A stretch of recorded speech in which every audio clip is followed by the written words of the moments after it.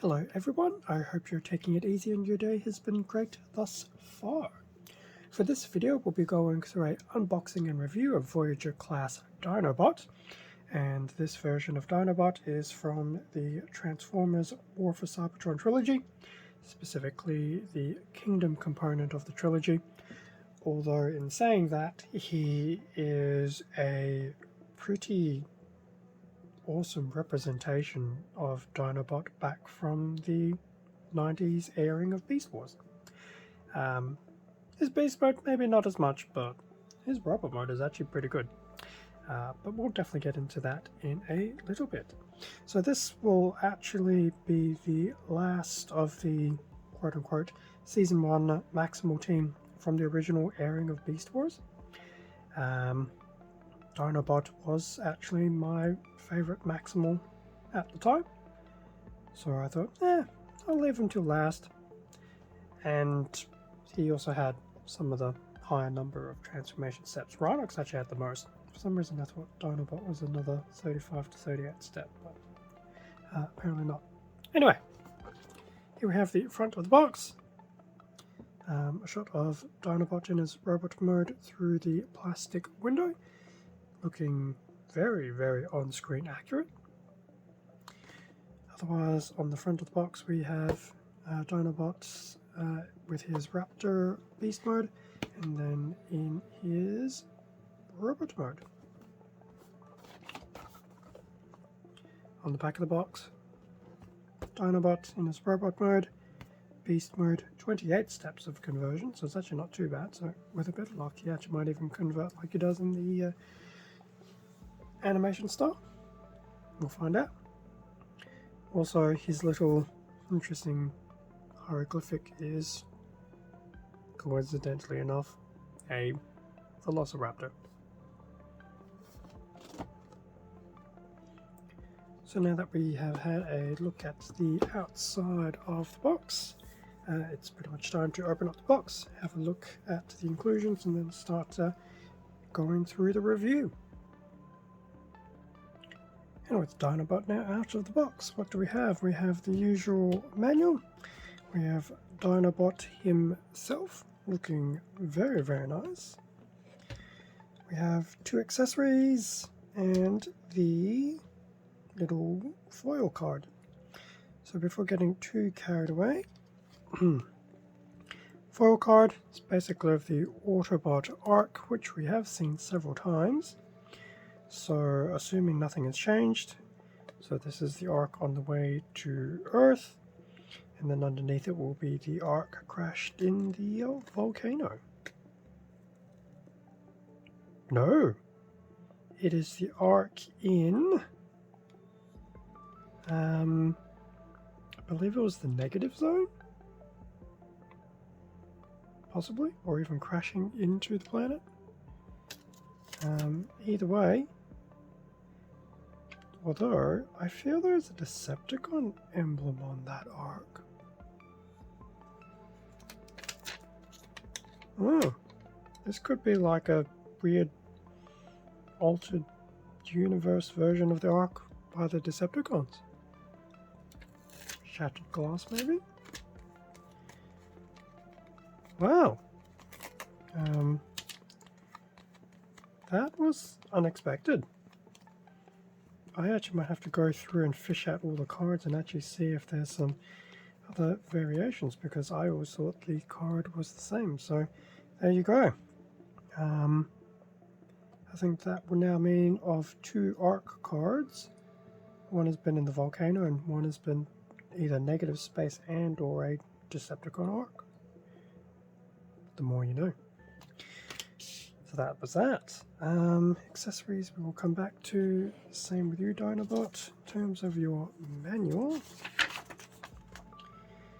So we will have some steps on how to knock Dinobot around.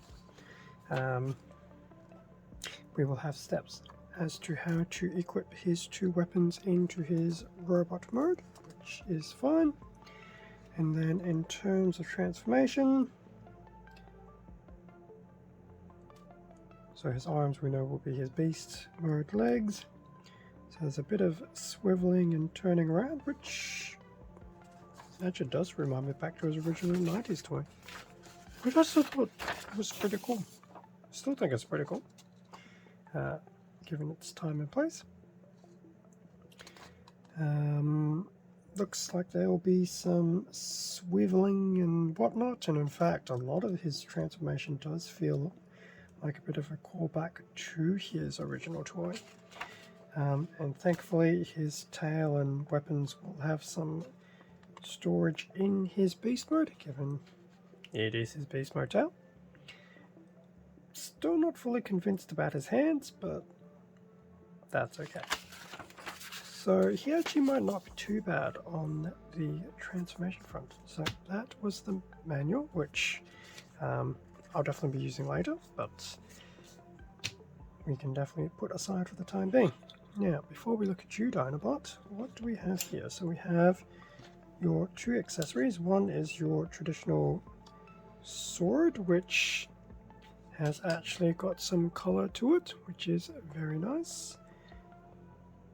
An interesting color choice. I don't think it was purple originally, but still very cool. At least this way, the sword itself has actually been adequately detailed, which is very nice. And then lastly, there is the your little spinning weapon. Well, it was a spinning weapon back in the day. Now not so much, but it will open up into that type of spinning blade weapon, etc. So if I put the two together, we should have that. It does close very nicely with a satisfying click. Interesting how the end is going to be purple, but that is okay. So now that we've done that, Dinobot, how about we go about actually holding it now? Note that is definitely tabbed in quite well when you put the sword in and everything else. So Dinobot, I'm just going to do that with you. Do I actually need to? No, I don't really need to lock your fingers around that, which is pretty cool. So that is that. I'm so used to having the little button and rotating the shield, but that's okay. So that's when everything is together. Else there is the other option of, now allegedly you can actually hold it from the side. There you go. And that is Dinobot holding his actual sword. And it looks like you'll have some really good articulation to use with it as well, which is very, very cool. I'm really quite liking this. So that is Dinobot with his accessories equipped. We'll take them off though. And because I'm going to need them later on, we will do that. So that will be his tail and his beast mode, which will be the next time that we see these accessories. But that's still pretty cool. So that is that. Very nice. Now, Dinobot, let's reset you. So, Dinobot. Dinobot from the front. Dinobot from the side. The back. The other side. Bit of a angled profile shot. A nice close-up on that very amazing face detail. Colors are also great. Some of the detailing on his torso as well. So I'm thoroughly impressed. So from that alone, really, really cool. So Dinobot, in terms of colors, I think this is probably one of the first times Dinobot's actually had a fairly true to form color palette, with the exception of his masterpiece. So he will have that very dark brown reptilian skin, but he will have some of this blue, mainly on the torso and his face, It does help bring things out. This matte and metallic looking bronze color maybe, between his head, legs, shoulders and things like that. A little bit of grey on his knees, and then on his head as well we have a bit of black to help accent things, and 2 red eyes. So that is very, very, very cool. And before I get too carried away, he does have a little bit of kibbling, but it actually looks like the kibbling will still generally tab into place and stay there fairly securely. So just by trying to fiddle it around, it doesn't look like it will be too annoying, unlike other kibbling that we have seen in the past. So we've had a look at colours, we had a bit of a pseudo 360 of Dinobot, I guess. Articulation. Well, before I do articulation, how well do you stand? Do you stand on your own 2 feet? And the answer is yes, although you do seem to be a little bit funky on your 2 feet.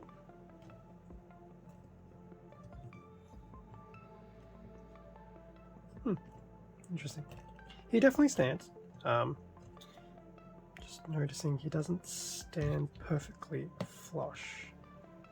Okay, that's a bit better. But he will stand, so that's not a problem at all. Articulation. Ahead, we'll do 360. There will be some nice up and down as well, so I think he's probably had one of the better heads for articulation. Rhinox had a good head as well, where there was the full 360 around as well as some of that upper tilt. I think Optimus also had some good rotation on the neck as well, so that is really cool, especially given that Dinobot does have his laser eyes as well. Not that you can do much in that way with this particular figure. So head, pretty solid. In terms of the arms, so the arm will definitely go all the way around, no problems. Goes all the way out. And because of the joint, it can pretty much also go up as well. He will have some, well, obviously he'll have that 360 there, but he'll have some 360 here in the upper arm as well. What have I done here? In terms of the elbow, so we've got standard elbow there. Will it go back as well? Yes, it will.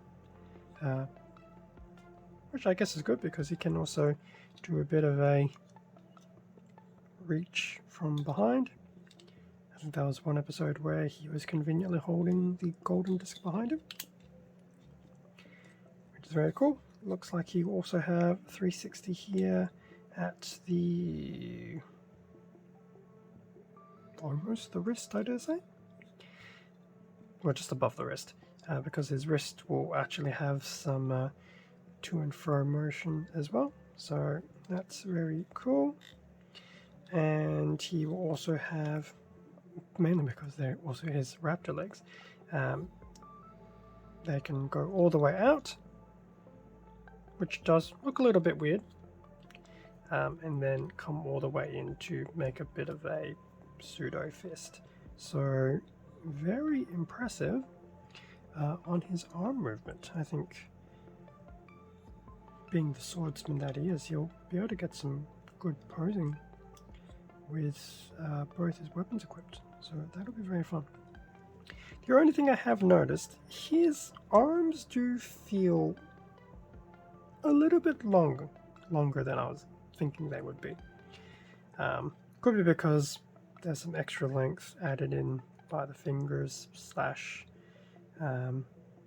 feet, but it's definitely not too bad. It's still just within main proportion of the figure to not look too bad, but that is very cool. So like how his arms can still do that as well. Can do all sorts of weird things. Now, are you going to have a... Yes, you will have a 360 at your waist as well, which is very cool. I'm going to assume you can basically pretty much do the full splits.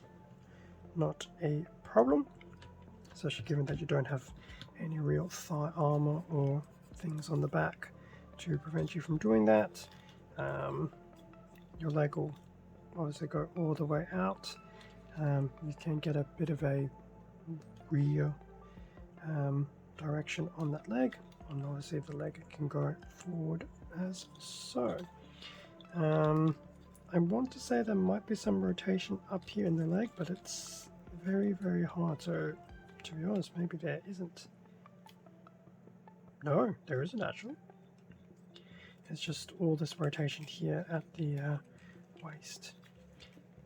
Is there any upper leg? Whilst it looks like there was, I don't believe there is. Interesting. You don't have as much articulation in your leg as I thought you would, Dinobot. As for the knee, standard knee bend. Nothing to write home about. Definitely a standard motion, but it does look like you will be able to push the knee forward a bit as well for a more elevated type kick. As for the feet, so you can definitely move up and down somewhat. You do have some side to side with this joint at the ankle as well, so that's actually not too bad. But yeah, I'm actually surprised that there's no actual thigh spin on anything. So would usually work out well, because you could obviously spin the legs around for some leg posing, but no, you're going to be very fixed. So if I was to try and pose you now,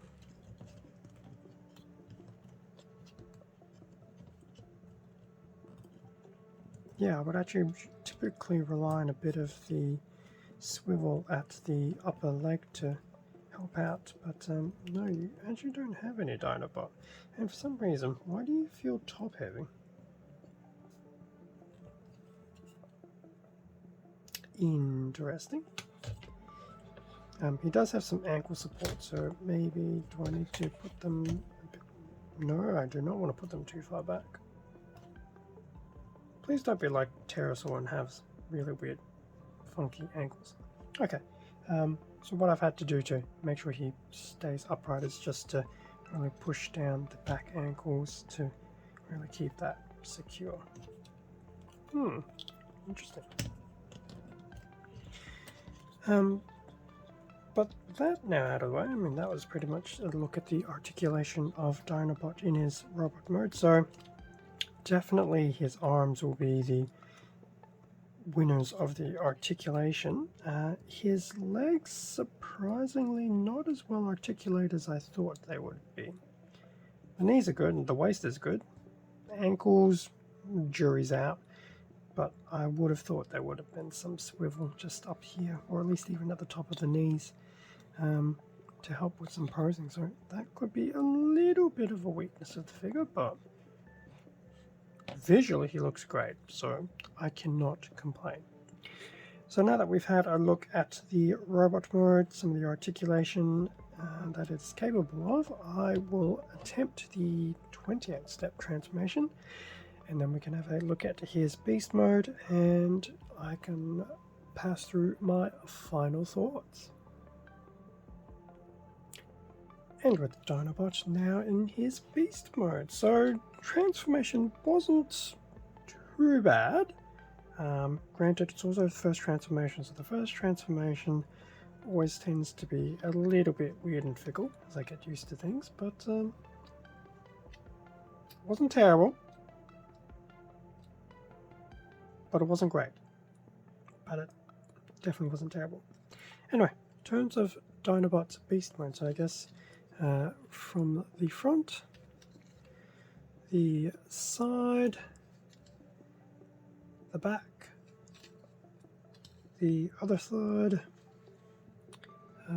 top down, bottom up. We stand in his raptor mode, of course he will, which is very cool. So standing's definitely not going to be an issue. obviously there's not a lot of flexibility in some of his back of his modes, so I mean you can't go all the way down that way, but his legs do seem to support some various poses, which is really cool. Now in terms of colors, so most of his exterior is in that brown. He does have some of this lighter grey throughout some of his skin tone, which is very cool.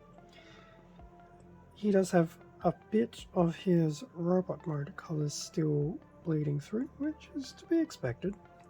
He's not a masterpiece, everything isn't tucking away neatly, so you do have some of that bronze from his legs coming through, given that they just pretty much are underneath his belly. Some of that blue from his torso. His quote-unquote eye also comes through, so yeah, it does look a little bit weird, but overall it's not that bad. Does have some very nice detailing, so if we just quickly look at his head, granted the eyes don't move, so his gaze will be forever in one position. Now, surprisingly enough, there is some articulation with Dinobot, so his head can actually move up and down, basically have his jaw open and close, and he does have some red in there for his tongue. His head can also move up.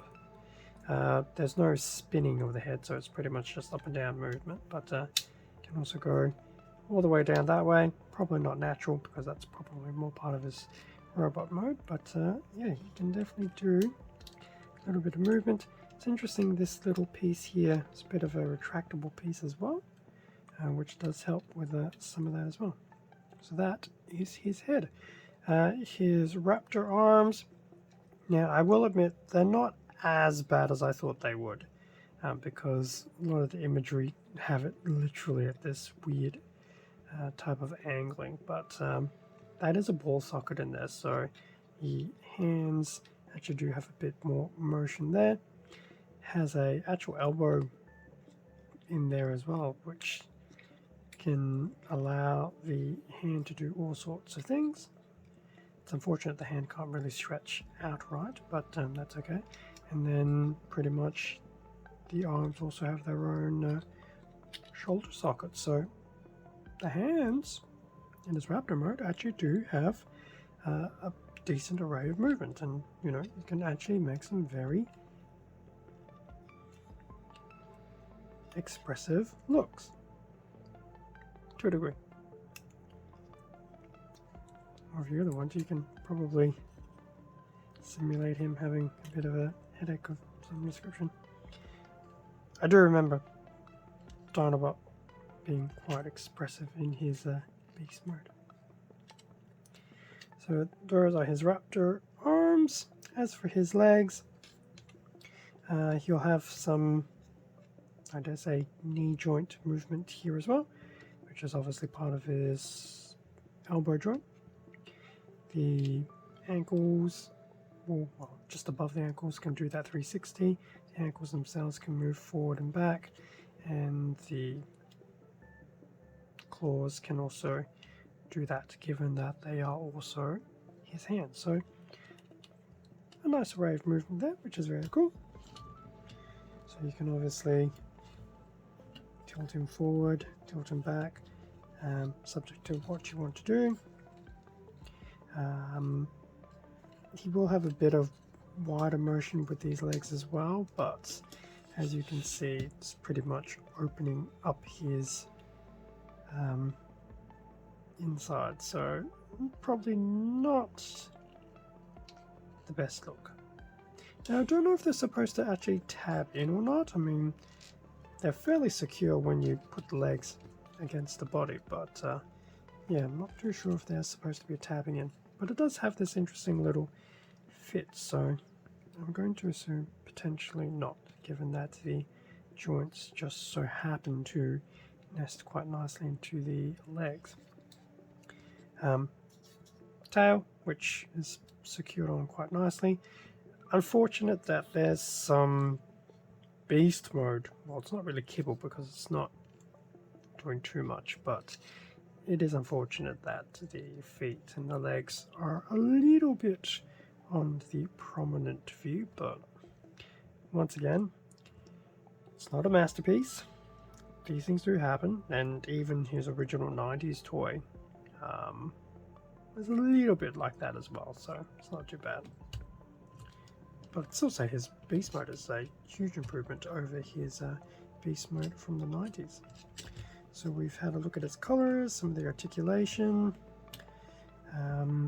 Yeah, I'm actually quite surprised by this.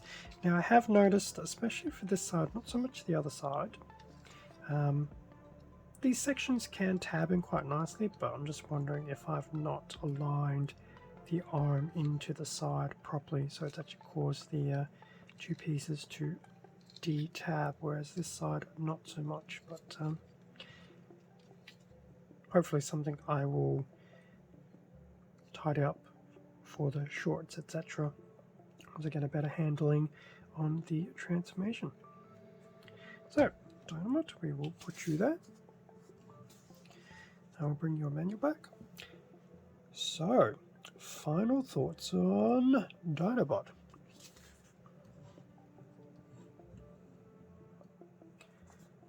From a robot mode perspective, visually, absolutely stunning. Even the weapons are definitely a lot more screen accurate this time around, which is really, really cool. So everything above, well, not just above, but the whole figure visual aesthetic. I know I'm probably going to be biased, but I would actually say this feels like a solid 10 out of 10. It feels really, really good. Articulation, now this is where I will say upper body is really impressive. I am quite curious to see how the arms will go in terms of doing dynamic poses once equipped with the weapons. Given Dinobot was a bit of the swordsman, so hopefully there's some flexibility to do some very impressive poses there. His legs in his robot mode from the articulation side is where it fell a few points. Somewhat surprised there was no upper leg 360 spin, because that would have helped with a lot of dynamic posing. It's very much locked, so you're pretty much dependent on the waist, the knees, and what you can do with the ankles. On the note of the ankles, they did feel there could be some possible weakness there between the ankles and the heel, so time will tell to see if that's going to be a bit of an issue or if it's easily mitigated just by re-weighting Dinobot accordingly. But other than that, I would say robot mode, very, very solid.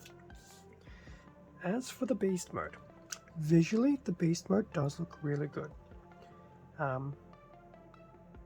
actually do like how all these Beast Wars based figures have actually done quite well trying to have the beast mode skin texture actually look quite impressive. I do like how there's actually bits of articulation and movement between the head, the arms, and the lower legs. It does add a nice little touch once again for some dynamic posing opportunities. The colors are good. Definitely always good that he can store his accessories in his beast mode in a much more subtle way than others. The criticisms I would have about his beast mode is probably just some of his robot mode being a bit more visually noticeable than desired. Looking at Pterosaur and Megatron are probably the other two dinosaur based alt modes. They felt a bit more tidier when it came to hiding things in their beast modes. Megatron was pretty lucky in that sense, but Pterosaur definitely wasn't too bad. But I do find Dinobot, unfortunately, does suffer that syndrome, especially if you look at him from the back. You can definitely see those are basically his feet just tucked in, so not the best look, but it's not terrible. On the note of looks, whilst the detailing is great in robot mode, it is unfortunate that the side of his torso in robot mode is visible in his beast mode, which you can obviously see from this particular panel here, given that's the closed over eye and the side of his torso. So that would probably just be my only criticisms about the beast mode. It's just some visual aesthetics that can be a little bit detracting, but the beast mode itself is still quite solid. Transformation wasn't too bad either for the first pass over. Hopefully I can tidy it up a little bit. There is definitely some tabbing opportunities here. So his feet have a little bit of tabbing. His legs actually tab into bits of his back here, which is really cool. Even in robot mode, his beast mode arms actually tab neatly together. Well, they fold up neatly with some tabbing and then tuck away into the side of his torso quite neatly as well. So from a tabbing perspective, it definitely does make use of it, so that is always a cool thing. That's making me wonder, can that... maybe not. I was trying to see if I could have made it a little bit nice looking, but maybe I cannot.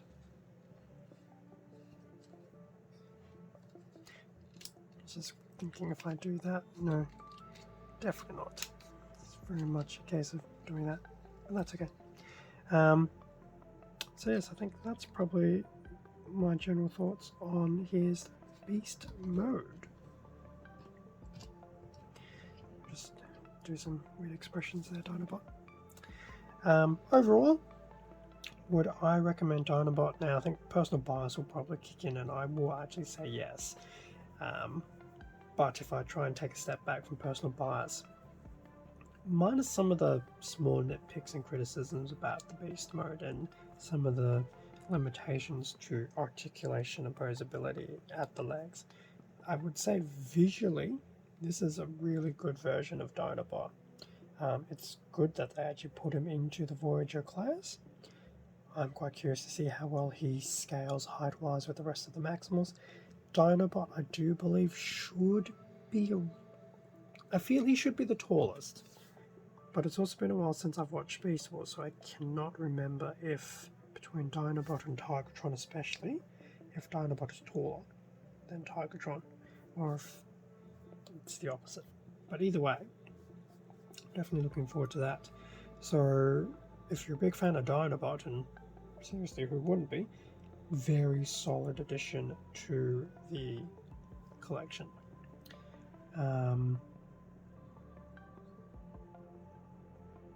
This one will probably become my favourite Dinobot figure. Although in saying that, I did quite enjoy Dinobot 2 when he was a transmitter.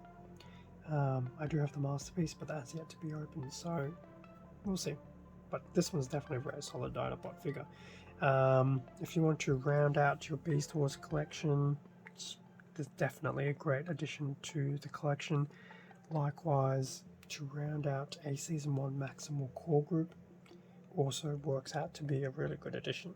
Heck, if you really want to, it's still a great addition to your Predacon team. Because I've noticed even on the instruction manual, still sporting the Predacon logo as opposed to the Maximal, despite the fact that, granted, War for Cybertron didn't have him really defect until his death, which was definitely a different sidestep to what the original Beast Wars was. But in saying that, and it's a bit of a spoiler if you haven't seen it, the question is asked if he would have been taken in by the Maximals had he defected, and the answer was yes. So, for all intents and purposes, I still count him as a bit of a Maximal, either way. So that brings us to the end of the unboxing and review of Voyager class Dinobot. Definitely a very solid figure. I'm very happy. No doubt I'll spend a bit of time transforming him to and fro again just to see if I can tweak my understanding of his transformation, as well as prepare some just a few quick pictures and some shorts of Dinobot, which will, if you're still watching this at this point in time, would have been released in parallel with this in some shape or form. So that'll definitely be in the upcoming week. So I'm looking forward to that. Now, even though Dinobot wraps up the Maximal team of 7, in the Rhinox video, I do believe I hinted I have some more Beast Wars content. 2 figures precisely. I won't say what they are. I will just leave it to teasers in the community tab and such to reveal their identity up until the videos are released and things like that. But that'll be fun. And then after that, I'll be switching over to some other content. I do know I have a Legacy wave about to drop in, so Breakdown may wiggle himself in a bit earlier than expected, but we'll see how things go. Thank you very much for watching this video. Feel free to leave a like or comment, subscribe if you enjoyed the content. All of this does help support the channel, and I do greatly appreciate it. Extra content can also be found on my Instagram account. Link to that below. Stay safe and take care, and I will catch you all in a future video.